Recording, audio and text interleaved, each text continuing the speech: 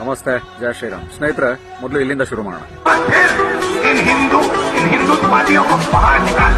ಈಗ ಒಂದ್ ಸ್ವಲ್ಪ ಈ ಕಡೆ ಬರೋಣ. हिंदू धर्म में शक्ति शब्द होता है.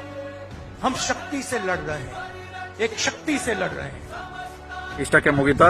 ಇಲ್ಲ, ಇದೊಂದು ನೋಡ್ಬಿಡಿ. और जो लोग अपने आप को हिंदू कहते हैं वो 24 घंटा हिंसा हिंसा हिंसा, नफरत नफरत नफरत, असत्य सत्य असत्य. ಸ್ನೇಹಿತರೆ, ಇಟಲಿ ಮಾತೆ ಮಗ ಹೇಳ್ತಿರೋದು ಇಷ್ಟೇ. ಭಾರತದಿಂದ ಹಿಂದೂಗಳನ್ನ ಆಚೆ ಓಡಿಸ್ಬೇಕಂತೆ, ಹಿಂದೂ ಧರ್ಮದಲ್ಲಿ ಶಕ್ತಿ ಅನ್ನೋ ಶಬ್ದ ಇದೆಯಂತೆ, ಅದ್ರ ವಿರುದ್ಧ ಇವನು ಹೋರಾಟ ಮಾಡ್ತಾ ಇದ್ದಾನಂತೆ. 24 ಗಂಟೆ ತಮ್ಮನ್ನ ತಾವು ಹಿಂದೂಗಳು ಅಂತ ಹೇಳ್ಕೊಳ್ಳೋರು ಅಸತ್ಯವಾಗಿ ನಡ್ಕೋತಾರಂತೆ, ಅಧರ್ಮವಾಗಿ ನಡ್ಕೋತಾರಂತೆ ಮತ್ತು ಹಿಂಸಾಚಾರಗಳನ್ನ ಮಾಡ್ತಾರಂತೆ. ಇವಾಗ ತಮಾಷೆ ಏನು ಅಂತ ಹೇಳ್ತೀನಿ ನಿಮ್ಗೆ. ಹಿಂದೂ ಧರ್ಮದ ಬಗ್ಗೆ ಇಷ್ಟೆಲ್ಲ ಹಗುರವಾಗಿ ಇವನು ಕಣ್ಕಂಡಲ್ಲಿ ಮಾತಾಡ್ತಾನಲ್ಲ, ಇದೇ ಏನಾದ್ರೂ ಮುಸಲ್ಮಾನರ ಪರವಾಗಿ ಇಸ್ಲಾಂ ಪರವಾಗಿ ಒಂದೇ ಒಂದು ಮಾತಾಡಿದಿದ್ರೆ ಇವನ್ ತಿಥಿ ಮಾಡಿ ಇವನ್ ಫೋಟೋಗೆ ಹಾರ ಹಾಕಿ ಒಡೆ ಪಾಯಸ ಊರು ತುಂಬಾ ಹಂಚಿರೋರು ಮುಸಲ್ಮಾನ್ ಬಾಂಧವರು. ನಿಮ್ಗೆ ಆಶ್ಚರ್ಯ ಆಗ್ಬೋದು, ಈ ಸೆಡೆ ನನ್ ಮಗ ರಾಯಬರೇಲಿನ ಕ್ಷೇತ್ರದಿಂದ MP ಆಗಿ ಗೆದ್ದಿದ್ದಾನೆ. ಇವನನ್ನ ಪ್ರಧಾನಮಂತ್ರಿಗೆ ಕೆಲವರು ನೋಡಬೇಕು ಅಂತ ಆಸೆ ಪಡ್ತಾ ಇದ್ರು. 87.39% ಅಲ್ಲಿ ಹಿಂದೂಗಳಿದ್ದಾರೆ.